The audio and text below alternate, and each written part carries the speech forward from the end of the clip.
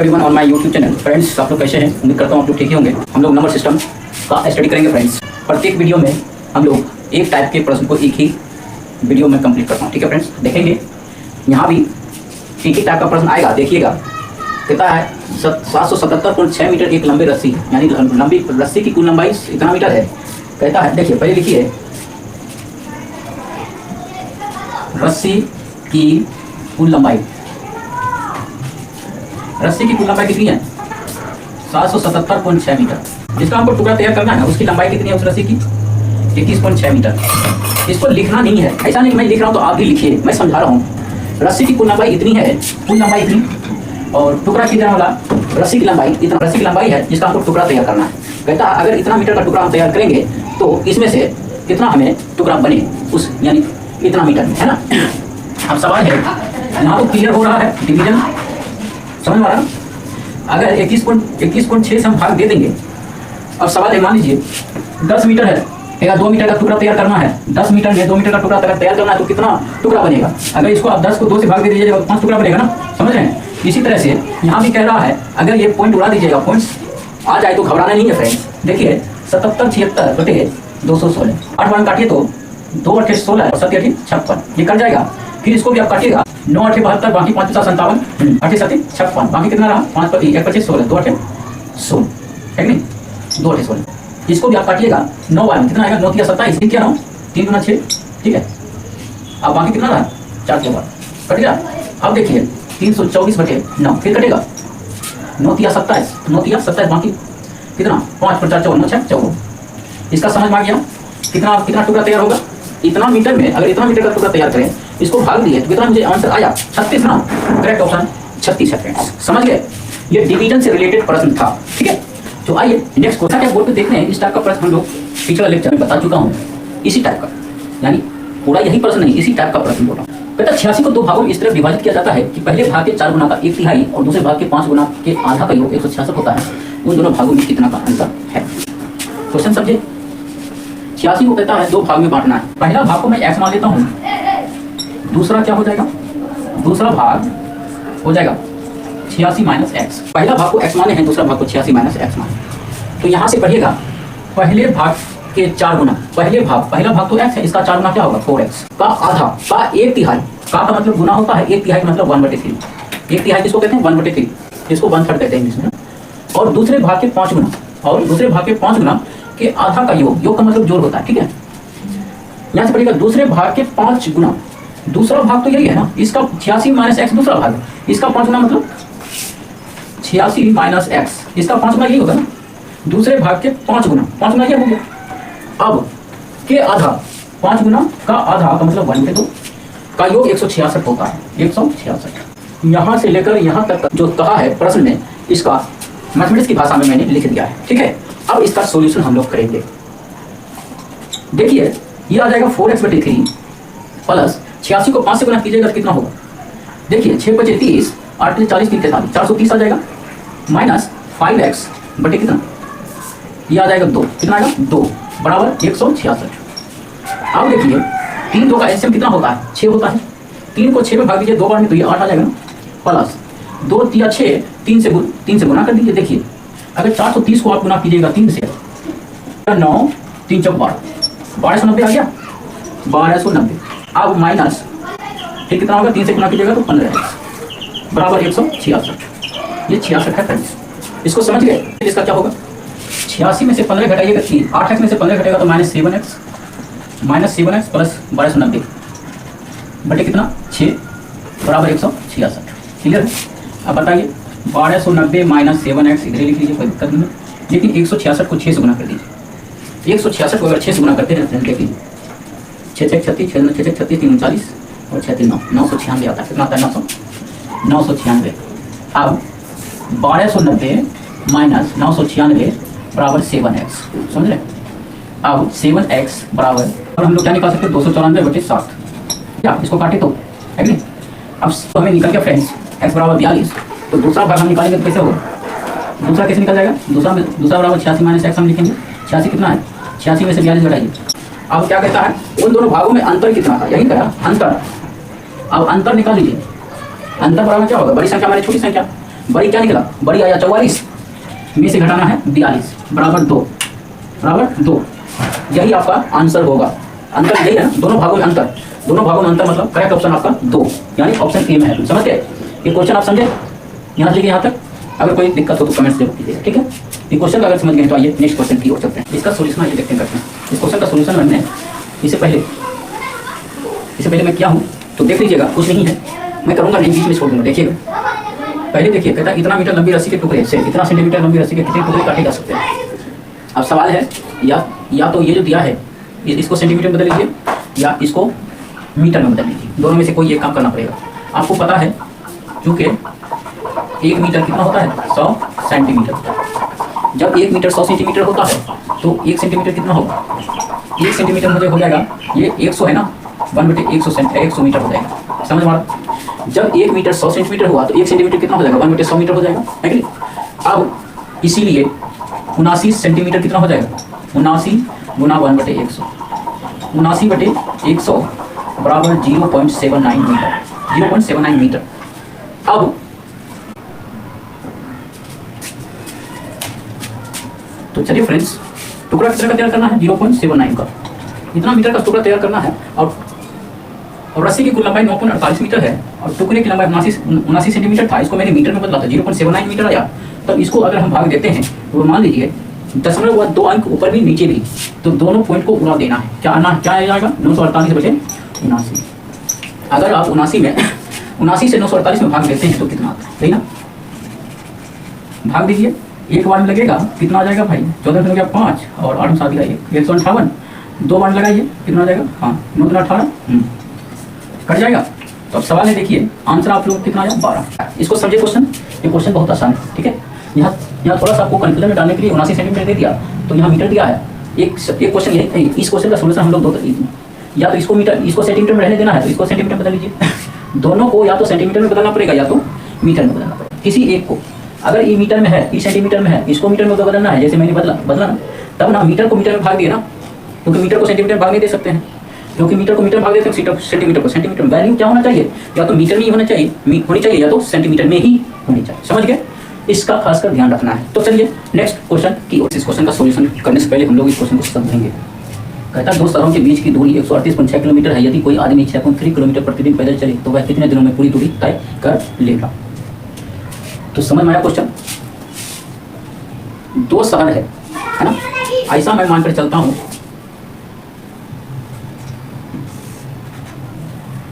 ये 2 शहर है, एक ए है एक बी है। ए शहर और बी शहर के बीच की दूरी कैसा है, कितना है, दिया हुआ है 138.6 किलोमीटर। यानी ए शहर से बी शहर पहुंचने में इतना किलोमीटर तय करना पड़ता है। लेकिन एक आदमी है जो कितना किलोमीटर डेली चलता है 6.3 किलोमीटर। एक आदमी 6.3 किलोमीटर डेली चलता है। कहता है अगर उस आदमी ए शहर से चलना शुरू किया तो बी शहर पहुंचने में कितना दिन लगेगा, इसका ये कहना है। तो अगर ये आदमी को मान लीजिए ये मैन है ना, ये जो है मैंने कुछ भी मान लीजिएगा, राकेश कुछ भी है ना, तो ये जो आदमी है 6.3 किलोमीटर डेली चलता है, 6.3 किलोमीटर डेली चलता है। पहले मान लीजिए, माना कि 2 शहर ए और बी है। मैं इसको शॉर्ट भी बना सकता हूँ, बहुत शॉर्ट कर सकता हूँ।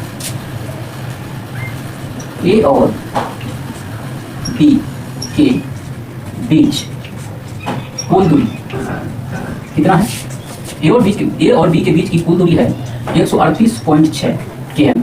एम आदमी है, एम का मतलब मैन समझिए, एम प्रतिदिन 6.3 किलोमीटर चलता है। बी बराबर मेरा कितना है, डिस्टेंस मेरा 138.6 किलोमीटर है और उस आदमी जो एम चलता है कितना 6.3 किलोमीटर डेली। तो 1 किलोमीटर देखिए 6.3 किलोमीटर डेली चलता है, तो 1 किलोमीटर चलने में वो कितना देर लगेगा। तो इसको ऐसा कीजिएगा, इसको हम अगर डायरेक्टली इसको भाग देना चाहें तो 6.3 से इसको हम भाग दे सकते हैं, ठीक है। एक आदमी डेली इतना किलोमीटर चलता है तो इतना किलोमीटर तय करने में, तो इसको इतना से भाग दे दीजिए। इसमें 6.3 से भाग अगर दे देते हैं तो कितना आता है 138.6/63। अब 63 से 138 में अगर भाग दीजिएगा कितना आएगा अच्छा कीजिए 2 बार डालिए, 3 गुना 6, 3 गुना 6, 6 गुना 12, ठीक है, 8 6 गया 2, 3 तो गया ये खत्म 6 है ना। फिर 2 बार लगाइए 126, ठीक है। अब सवाल कितना है फ्रेंड्स 22। तो इतना जो लंबा चौड़ा जो हम लोग जो भाषा जो इतनी भाषा लिख जो रहा हूँ इसको लिखने की जरूरत नहीं। कंपटीशन अगर आप कंपटीशन में बच्चे हैं तो ये मतलब अगर आप समझ गए तो डायरेक्टली क्या करना है, इतना टोटल कितना किलोमीटर है और आदमी इतना चलता है डेली, तो इसमें इतना से भाग दे दीजिएगा, जो आंसर आएगा वही उसका डेज निकल जाएगा। ये जो 22 दिन निकला ना, कुल कितने दिनों में पूरी दूरी तय करेगा 22 दिन। चलिए फ्रेंड्स इस क्वेश्चन का सोल्यूशन करेंगे, देखिएगा। तो भाई निम्नतम संख्या कौन सी है जिसमें 13 या 9 से भाग देने पर प्रत्येक स्थिति में शेष 6 बचता है। आप बोला है निम्नतम, छोटी से छोटी संख्या, बड़ी से बड़ी कहता तो एचसीएफ निकालते यानी मोसो। अगर निम्नतम कहा है तो वह सबसे छोटी से छोटी संख्या निकालना है, तो छोटी छोटी संख्या कैसे निकाला जाता है, एलसीएम निकाल।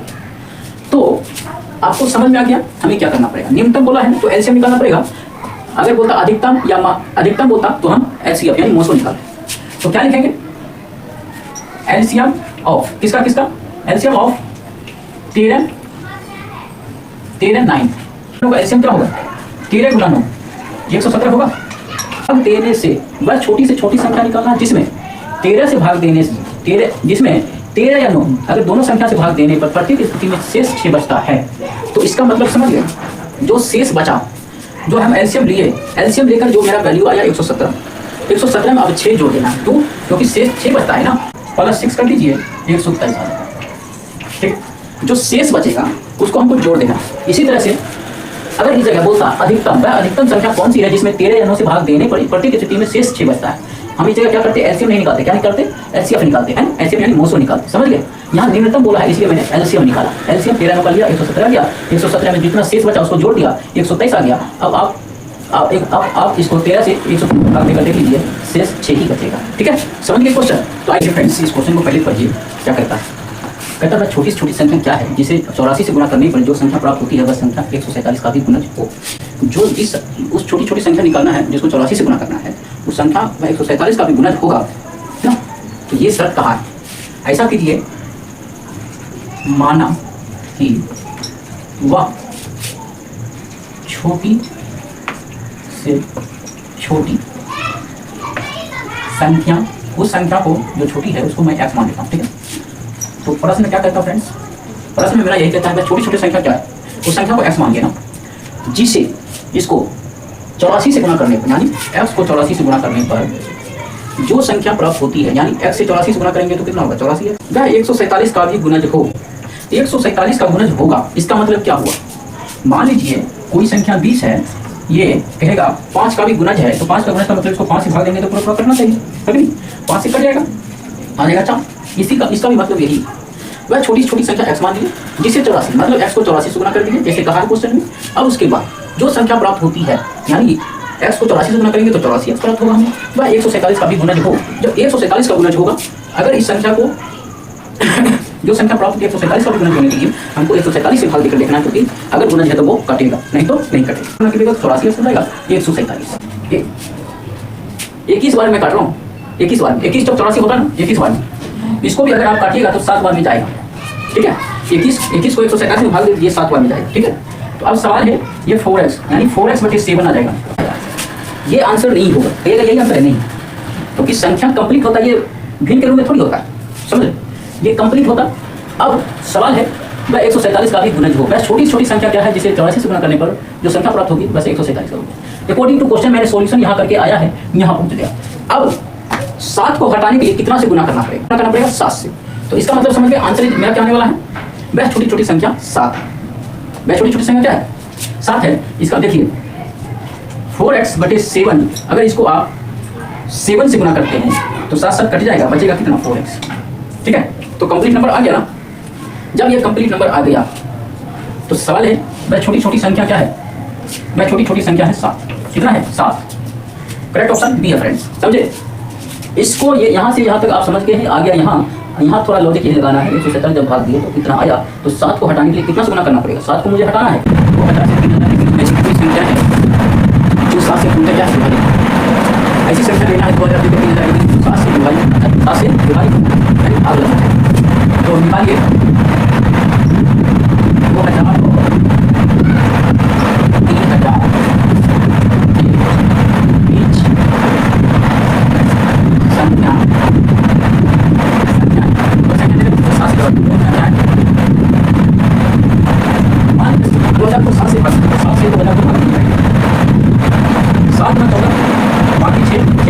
एक 56, बाकी 4 10 किलो 7 बजे 35, 7 बजे 35 निकला, यही कभी नहीं। आज में क्या करना है देखिए, 7 से निकला आगे में 40 है ना, 7 बजे 35 को लगाना है 5 बजे, ऐसा करते हैं 7 बजे 35 आना एक ज़्यादा करके लगाएंगे, यानी कभी गलती करें 7 6 माइनस 2 आ गया ना, माइनस 2 40 से जाएगा माइनस 2। अब जो ये माइनस 2 आया, ये जो माइनस 2 आया ना 2000 ये जोड़ देना, 2000 में जोड़ देना, क्या होगा 2000 में जोड़ेगा 2000, पहला संख्या निकल गया।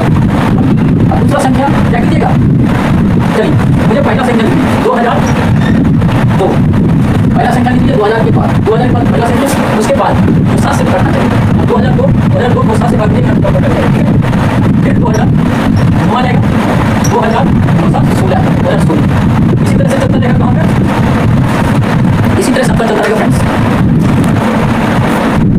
इसी तरह से चलता रहेगा 2996। अब कहिएगा कैसे 2996, फिर 3000 जैसे 2000 को निकाला 3000 से 7 से काट दीजिएगा, ठीक है। जो बचेगा ना, जो शेष बचा उसको घटा दीजिए, जो आंसर आएगा ये लास्ट नंबर, ठीक है, क्लियर है। चलिए शुरू में क्या करते हैं, तो जैसे 7 से 2000 निकाल दिए तो लास्ट में क्या 40 आएगा, 7 डिपेंड नहीं करके एक ज़्यादा करके 7 से कैंसिल कर दिया, जो घटा गया 2 उसको जोड़ दिए इसमें 2000 है ना, आ गया 2000, ठीक है। तो यहाँ देखिए तो क्लास 10 में हम पढ़े अर्थमेटिक प्रोग्रेशन में एनमा पर कैसे निकाला जाता है, जिसको लास्ट कर कहते हैं अंतिम संख्या, है ना। तो आप समझ गए, उसी से ये डिपेंड क्वेश्चन है। ये बराबर कितने पर देते हैं, ये बराबर पहला पर है ना, पहला पद क्या है 2000।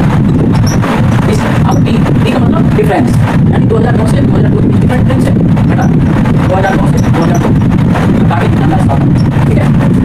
अब डी का बराबर क्या है, ये बराबर है 2996, समझ गए, आपको पता है। चलिए आपको पता है ये बराबर होता क्या है, ये बराबर होता है ये प्लस n माइनस 1, ये होगा जो n का वैल्यू यहाँ दिया है इसको लिख सकते हैं 2996 बराबर एक कितना है 2002 प्लस n माइनस 1 गुना 30। अब देखिए 2996 माइनस 2002 बराबर कितना आ जाएगा n माइनस 1 इंटू 4 और 9 आ जाएगा, 9 आ जाएगा, है ना, बराबर n माइनस 1 इंटू 7। अब फ्रेंड्स n माइनस 1 बराबर क्या लिखिएगा 994/7, है ना। n माइनस 1 बराबर कितना आ जाएगा 994 7 कहीं 7, बाकी तो 7 28 और 1 पर 4 तो 7 900, है ना। n बराबर कितना आ जाएगा 143, फिर n प्लस 1, इसलिए value of n equal to 144, ठीक है। यानी 2000 से 3000 के बीच में कितने पद हैं total number of terms equal to 144। समझ में आ गई बात, करेक्ट ऑप्शन आपका बी है फ्रेंड्स, क्लियर है, ये समझे। अगर इस टाइप का क्वेश्चन आ जाए तो अर्थमेटिक प्रोग्रेशन का एनवा पद का इस्तेमाल करना, ये जो फॉर्मूला है Tn बराबर a plus n minus 1 into D, इस फॉर्मूला का इस्तेमाल करके आपको एनवा पद निकालना, ठीक है। बहुत सॉल्व कर सकते हैं इसको, आप धीरे धीरे बनाइएगा समझ में आ जाएगा, ठीक है फ्रेंड्स। इस क्वेश्चन का सोल्यूशन कीजिए, पहले समझिए इस क्वेश्चन।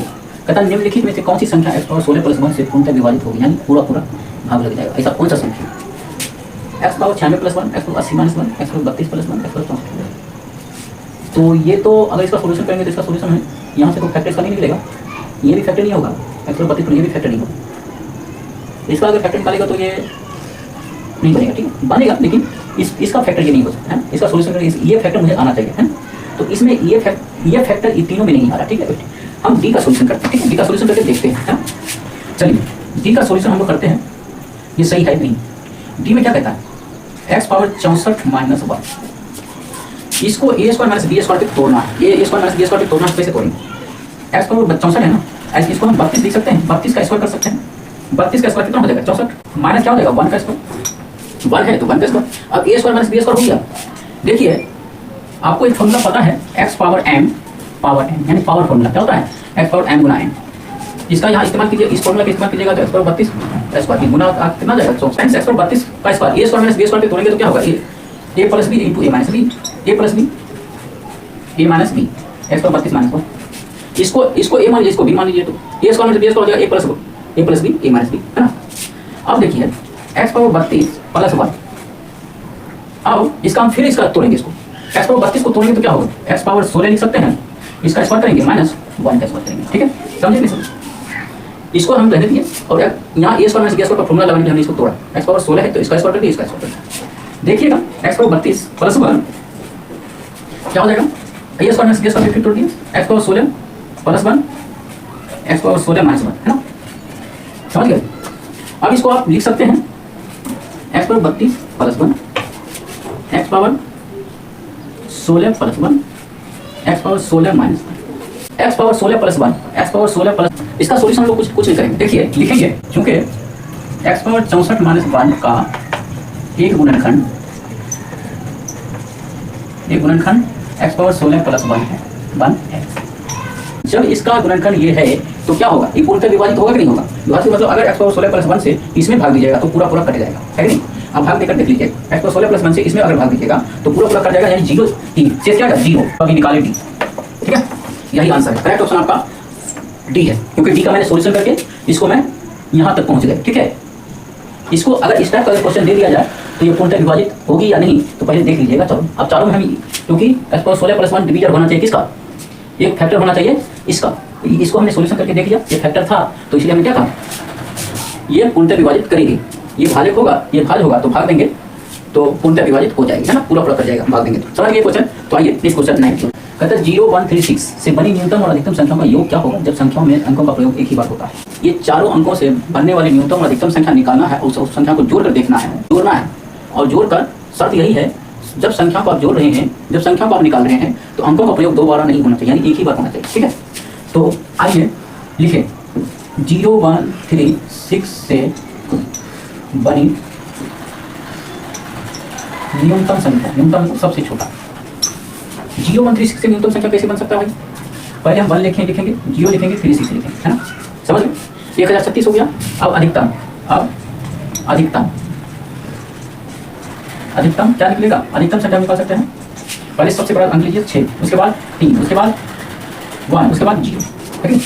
अब योग, ये दोनों का योग क्या है ना, अभी दोनों को जोड़िए, 1366 प्लस 6310, ये जोड़िएगा कितना होगा, 6 3 1 4, 3 आ जाएगा, 6 1 7 73 46। तो आंसर देखिए है क्या, 73 46 आपको कहीं, करेक्ट ऑप्शन बी है फ्रेंड्स, करेक्ट ऑप्शन ए है। समझ लीजिए फ्रेंड्स, इस क्वेश्चन को पहले समझते हैं। देखते हैं 40 से 100 तक के बीच सभी अभाज्य संख्याओं का औसत लगभग कितना होगा। अभाज्य संख्या मतलब प्राइम नंबर्स, औसत बोल रहा है फ्रेंड्स। ऐसा करते हैं, लिखते हैं 40 से 100 तक के बीच, 40 से 100 तक के बीच सभी अभाज्य संख्याओं का योग। 40 से 100 तक के बीच सभी अभाज्य संख्याओं का योग निकालना है। और अब 40 के बाद अभाज्य संख्या कौन है, 41 है, इसको जोड़िए।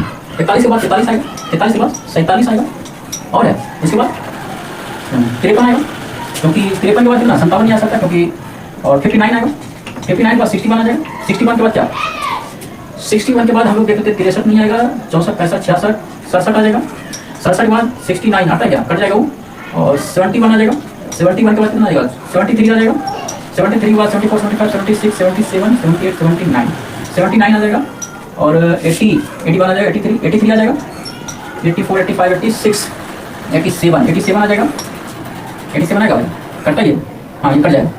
87 नहीं लिखेंगे, 89 लिख लीजिए, ठीक है, 89 ले लीजिए, 87 कट जाता, 89 प्लस उसके बाद 91 भी कट जाता, 13 से 91 है ना, 91, और उसके बाद 93 भी कट जाएगा, 94 95 96 97 सबको जोड़ लीजिए, कितना आया, 1 2 3 4 5 6 7 8 9 10 11 12 13। टोटल को फ्रेंड्स आप जोड़ के देख लीजिएगा, यहाँ से लेकर यहाँ तक को आप जोड़ के देख लीजिएगा, टोटल आ जाएगा 863। कितना आ जाएगा, 863। अगर आप इसको जोड़ते हैं तो जगह नहीं है, मैं जोड़ के बता दूँ, ये 863 वाला फ्रेंड्स बटे 13 कर देंगे, 13 से भाग दीजिए 863 में, कितना आएगा, 13 5 63 78, 13 6 78, देखिए 13 6 78, बाकी 16 छट गया 8, ये कट जाएगा 3, फिर 13 6 78 घटाइए, 13 छट गया 5, ये कट जाएगा, फिर क्या जाएगा पॉइंट डेसिमल लेगा, 13 3 39, 13 3 39, बाकी कितना 10 में 1 और 4 की 11, फिर 13 104, हाँ 8 वन लगाइए 104, ये कर जाएगा 66। इसी तरह से हमारा चलता रहेगा, आ जाएगा 66.38। यही आंसर आपका फ्रेंड्स, 66.38 कहीं है क्या, करेक्ट ऑप्शन सी है फ्रेंड्स। समझे नहीं समझे, अगर ये क्वेश्चन को आप समझ गए, इसको आप जोड़ के देख लीजिएगा, आ जाएगा 863 आ जाएगा, ठीक है, मैं सॉल्व कर दिया, है ना। आप इसको मैं 66.38 इसका आंसर आया है, ये क्वेश्चन समझ गए हैं। अभाज्य संख्या का औसत बोला निकालना, औसत क्या करते हैं, जो जितना ये नंबर होता है, कि टोटल नंबर को गिन लेते हैं और यहाँ नीचे लिख देते हैं, ठीक है, उससे भाग दे देते हैं, इसी तरह से मैंने भी क्या टोटल नंबर को जोड़ दिया और नंबर को गिनकर टोटल नंबर कितना था 13 से भाग दे दिया। 13 इस सबको जोड़ के 863 आया, अब 13 से 863 भाग दिया तो इतना आ गया। तो दोस्तों आज के बस इतना ही, मिलते हैं।